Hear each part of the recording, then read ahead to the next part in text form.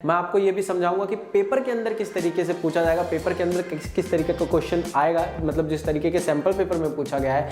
And इसी के साथ साथ मैं इनके भेद को याद करने की ट्रिक्स भी बताऊंगा जिससे तुम उस भेद को so hi guys, welcome to my channel. मेरा नाम है सौरभ पांडे। आई होप तुम लोग अच्छे हो एंड अपने अपकमिंग एग्जाम्स जो भी तुम्हारे बचे हुए 2 एग्जाम उनके लिए बहुत सारा पढ़ाई कर रहे हो।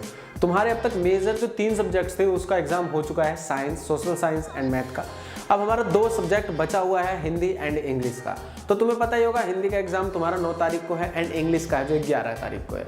मैं क्या करने वाला हूँ, हिंदी का जो भी हमारा टॉपिक है उसके अंदर से जो सबसे इंपॉर्टेंट टॉपिक और सबसे आसान है, जिसके अंदर मार्क्स स्कोर करना बहुत ही ज़्यादा ईजी है अगर तुम थोड़ा सा अपना माइंडसेट चेंज कर लेते हो, तो वो है व्याकरण का टॉपिक। व्याकरण के टॉपिक के अंदर 4 टॉपिक हमारे आने वाले हैं। उसमें एक टॉपिक मैं आज करवाने वाला हूँ, रचना के आधार पर वाक्य के भेद। इसके अंदर 3 वाक्य के भेद हैं। मैं आपको ये भी समझाऊंगा कि पेपर के अंदर किस तरीके से पूछा जाएगा, पेपर के अंदर किस तरीके का क्वेश्चन आएगा, मतलब जिस तरीके के सैंपल पेपर में पूछा गया है।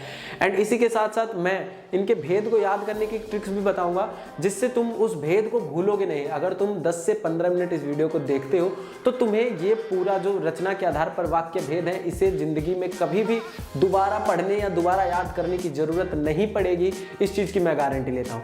तुम्हें क्या करना है, तुम्हें इस वीडियो को पूरा देखना है और उसके बाद जिस तरीके से मैं तुम्हें कहूंगा तुम्हें वही काम करना है। तो चलो दोस्तों, आज की इस वीडियो को शुरू कर लेते हैं। तो देखो, यहाँ पे तुम्हारे पास मैंने 2 भेद अभी लिख रखे हैं, सरल वाक्य एंड संयुक्त वाक्य। हमारा जो तीसरा होता है वो होता है मिश्र वाक्य।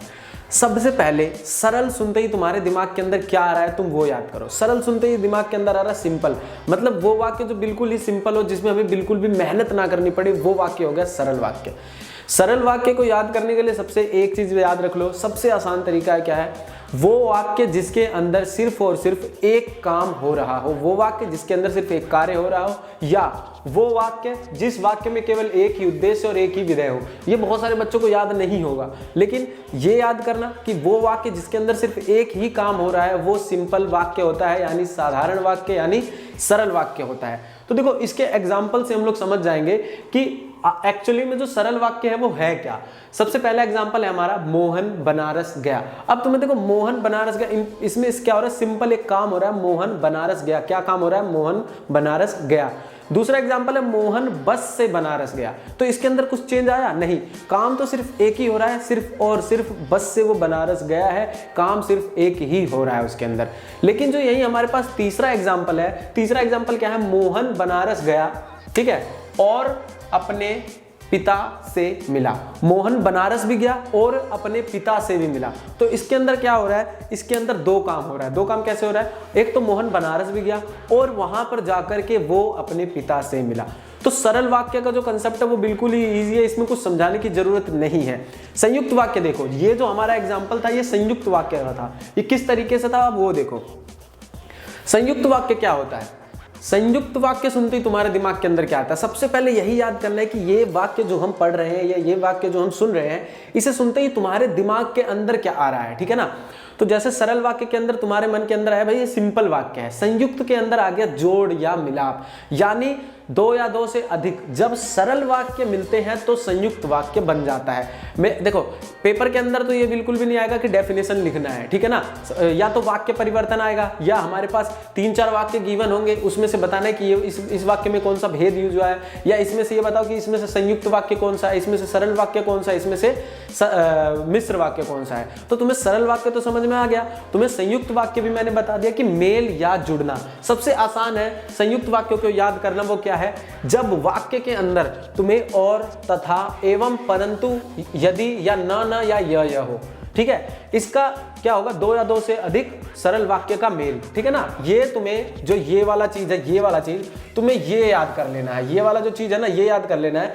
जिस वाक्य के अंदर ये सारी चीजों का यूज हो वो होता है संयुक्त वाक्य। जिस तरीके से इसके अंदर देखो यूज हुआ, और मोहन बनारस गया और अपने पिता से मिला, ठीक है ना। न या य, मैं ना तो खा पा रहा हूं न ही पी पा रहा हूं, इसके अंदर क्या हुआ, न का यूज हो गया, इसके अंदर क्या होगा, जोड़ हो गया, ठीक है ना। ये हो गया हमारा संयुक्त वाक्य। तो सरल वाक्य भी इजी है एंड संयुक्त वाक्य भी इजी है। अब हम लोग करेंगे तीसरा वाक्य, मिश्र वाक्य। अब देखो, कुछ और हम संयुक्त वाक्य के एग्जाम्पल देखेंगे ताकि वो और ज्यादा क्लियर हो जाए तुम्हें। देखो, यदि वंशज नहाएगा तो स्कूल जाएगा, यदि वह स्कूल गया परंतु स्कूल बंद था। वह यदि वंशज नहाएगा तो स्कूल जाएगा, दो काम हो रहा है, नहाने का और स्कूल जाने का। वह स्कूल गया परंतु स्कूल बंद था, ठीक है ना। इसी तरीके से जब वाक्य का मेल होता है, समझ रहे हो ना, वाक्य का मेल होता है, मतलब सरल वाक्य का मेल होके वो संयुक्त वाक्य बन जाता है, वो जुड़ जाता है। तो सरल और संयुक्त तुम्हें समझ में आ गया। अब तुम्हें क्या समझना है, मिश्र वाक्य। मिश्र वाक्य क्या होता है, मिश्र सुनते ही तुम्हारे मन में क्या आता है, खिचड़ी बन जाना, ठीक है, खिचड़ी बन जाना। अभी देखो मैं तुम्हें समझाता हूँ, जैसे तुम्हारे घर में खिचड़ी बनी, तुम्हारी मम्मी ने खिचड़ी बनाई, उसके अंदर क्या होता है, दाल चावल सब कुछ मिक्स करके बना दिया गया। उसके अंदर जब खिचड़ी बन के तैयार हो जाता है तो हमें क्या देखने के लिए, रिजल्ट क्या देखने के लिए मिलता है, वो देखो। जब वाक्य मिलते हैं, यानी जब दाल और चावल को मिलाया जाता है और जो मिश्रण तैयार होता है और जब खिचड़ी बनके तैयार हो जाती है, उसमें सब मिला होता है, सब कुछ उसके अंदर मिक्स होता है। कुछ पहचान करना मतलब इजी नहीं होता, सब कुछ मिला होता है एक दूसरे के अंदर और सब एक दूसरे पर आधारित होता है। जो सबसे इंपॉर्टेंट इसके अंदर जो बात है वो क्या है, आधारित होना। जब एक वाक्य दूसरे वाक्य के ऊपर आधारित हो जाता है, आश्रित हो जाता है, तब उसे मिश्र वाक्य बोलते हैं।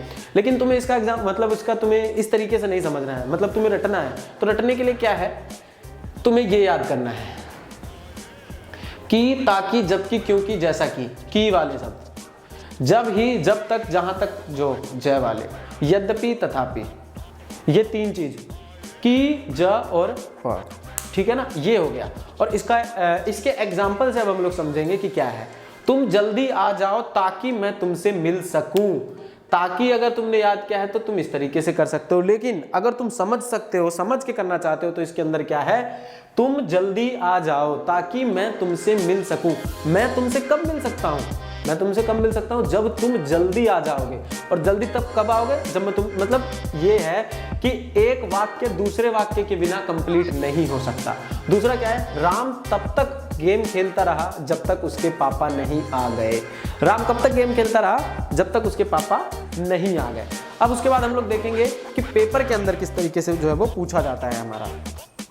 सबसे पहला चीज तो वाक्य होगा और उसका भेद बताना होगा। जैसे कि मान के चलो 4 वाक्य होंगे और उसके अंदर से पूछ लेगा इन चारों वाक्यों के अंदर से कौन सा संयुक्त वाक्य है, या इन चारों वाक्यों के अंदर से कौन सा मिश्र वाक्य है, या इन चारों वाक्य के अंदर से कौन सा सरल वाक्य है। मैं उस तरीके से बता रहा हूँ, जो हमारा सैंपल पेपर जिस तरीके से डिजाइन किया गया था वो है ये, ठीक है। हर तरह का भेद होगा, कोई एक पूछ लेगा। जैसे कि कई तरह के भेद आ जाएंगे, जैसे सरल वाक्य, संयुक्त वाक्य और मिश्र वाक्य, तीनों का एग्जाम्पल होगा। उसमें से पूछ लेगा कि संयुक्त वाक्य का कौन सा एग्जाम्पल है, सरल वाक्य का कौन सा है, इस तरीके से आएगा। एंड तीसरा सबसे इंपॉर्टेंट चीज है वो वाक्य परिवर्तन पूछ लेगा। जैसे कि अभी मैंने पहले वाले एग्जाम्पल में करवाया था तुम लोगों को, मोहन बनारस गया अपने पिता से मिला। तो इसके अंदर हम लोग इसको संयुक्त बनाने के लिए क्या कर सकते हैं, मोहन बनारस गया और अपने पिता से मिला। तो अगर वाक्य परिवर्तन के लिए सबसे आसानी से करना है बिना मतलब किसी भी रुकावट के, तो सबसे पहले तुम्हें क्या करना होगा, मिश्र वाक्य का जो ये है इसे तुम्हें याद करना होगा, संयुक्त वाक्य का जो बताया वो याद करना होगा, एंड सरल वाक्य का तो तुम्हें पता ही है, उसमें कुछ करना ही नहीं है। तो तुम सिर्फ इतना करोगे और तुम्हारे 4 नंबर फिक्स हो जाएंगे। तुम्हें क्या करना है, कुछ सैंपल पेपर ले लेने हैं, ठीक है, सीबीएसई का जो भी सैंपल पेपर है या बहुत सारे सैंपल पेपर की किताबें हैं, बुक्स हैं, उसके अंदर से तुम्हें सारे जो भी रचना के आधार पर वाक्य भेद से रिलेटेड जितने भी क्वेश्चंस उसमें पूछे गए हैं उनको सॉल्व करके देखो। कॉपी पे मत करो उनको उसी में देखो, उसी में सॉल्व करके देखो खुद से कि हो रहा है कि नहीं हो रहा है। टाइम तुम्हें बचाना है। तुम इस तरीके से क्या कर सकते हो, ये 4 नंबर तुम अपना फिक्स कर सकते हो। ऐसे ही अगर तुम 4 नंबर करके जो भी इसके अंदर चारों टॉपिक हैं उसे क्लियर कर लेते हो तो तुम्हारे 40 में से 16 मार्क्स तो ऐसे ही आ गए। बाकी और क्या है, उसके अंदर गद्यांश गिवन होगा, उसमें से देख के क्वेश्चंस करने होंगे, काव्यांश गिवन होगा, उसमें से देख के क्वेश्चंस करने होंगे। तो उतना हार्ड नहीं है हिंदी का और इंग्लिश का पेपर जितना तुम सोच रहे हो। तो तुम्हें इस तरीके से जो है वो ये करना है। तो देखो आज की वीडियो जो यहीं तक, रचना के आधार पर वाक्य का जो भेद है, आई होप तुम लोगों को पसंद आया होगा एंड तुम लोग समझ गए होंगे। एंड नेक्स्ट वीडियो भी मैं सोच रहा हूं कि इसका जो अगला टॉपिक है उसके ऊपर बना दिया जाए।